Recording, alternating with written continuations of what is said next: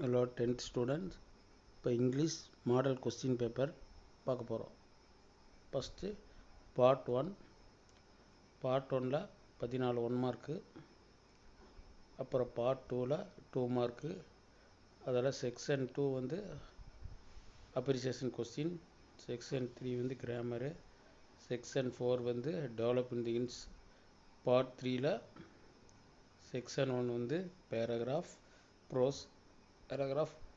அடுத்து செக்ஷன் 2 வந்து அது பேராகிராஃப் தான், போயம் பேராகிராஃபு. அது போயத்தோட பற்றி சென்ஸெல்லாம் இருக்கும், அல்ட்ரேட்டிவ் வேர்ட் அந்த மாதிரி இது இருக்கும். அடுத்து செக்ஷன் 3 வந்து ரீஅரேஞ்ச் சென்டென்ஸ், பேராகிராஃப் கொடுத்து கொஸ்டின் கேட்குறது.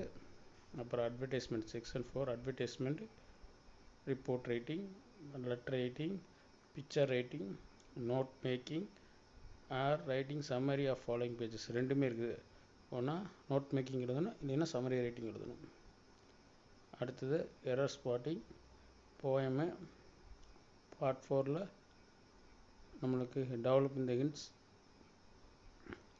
ஓகே, அதில் எழுதுகிற சாய்ஸ் 2 இது இருக்குது. ஒன்று எழுதணும். 47 பேராகிராஃப் கொடுத்து கொஸ்டின் கேட்பான். அது இல்லைன்னா ஒரு சான்ஸ் மாதிரி கொடுத்து கொஸ்டின் கேட்பான். தேங்க்யூ.